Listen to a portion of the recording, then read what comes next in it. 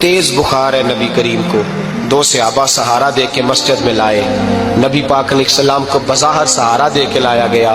करीम रसूल ने लोगों को जमा किया, हुजूर आज क्या होने वाला है, आज क्या कहा जाएगा, आज किस लिए मीटिंग बुलाई है। नबी करीम के कुल सहाबा जब मस्जिद में जमा हुए तो खचा खच मस्जिद भरी है।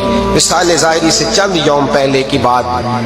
नबी पाक ने फरमाया आज तुम्हें कोई जिहाद की तरगीब नहीं देनी, आज कोई नया पैगाम नहीं देना, आज तुम्हें बताना है कि रब ने अपने बंदे को इख्तियार दिया है, चाहे तो दुनिया में रहे चाहे तो उसकी बारगाह में हाजिर हो जाए। उस अब्द ने बारगाह रबूबियत की तरफ लौटने का इरादा कर लिया है।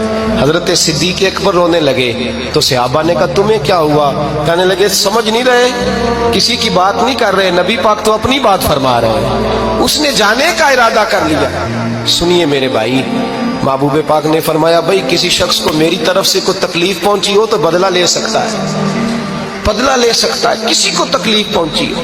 सहाबा फूट के रोने लगे, महबूबा करम ही करम हुआ है, रहमत ही रहमत आई, आपके बारे में गुमान करने वाला भी दायरा ईमान से निकल जाएगा। हुजूर आप क्या फरमा रहे हैं। फरमाया नहीं भाई उठो। पीछे से जनाब अकाशा बिन मोहसन उठे, हाथ कांपते हैं आगे बढ़े, कहने लगे या रसूल अल्लाह एक जंग के मौके पर आपने दुर्रा मारा था, नंगी पीठ पर सफ़ें सीधी कराते, बात दिल में रह गई है, मैंने बदला लेना है। नबी करीम ने फरमाया बिलाल दौड़ के जाओ, फातिमा के घर दुर्रा पड़ा है, दुर्रा लाओ। सैयदना बिलाल हबशी कहते मैं गया, दस्तक दी, सैयदा तैयबा ताहिरा हजरत फातिमा फरमाने लगी बिलाल कैसे आए हो।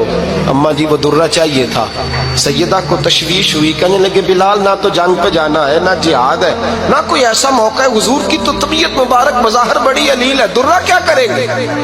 हजरत बिलाल अर्ज करने लगे अम्मा जी एक सहाबी बदला लेने लगे हैं। साहिब तबकात ने जुमले लिखे हैं, कहते हैं बीबी साहिबा ने दुर्रा भी दिया और इमाम हसन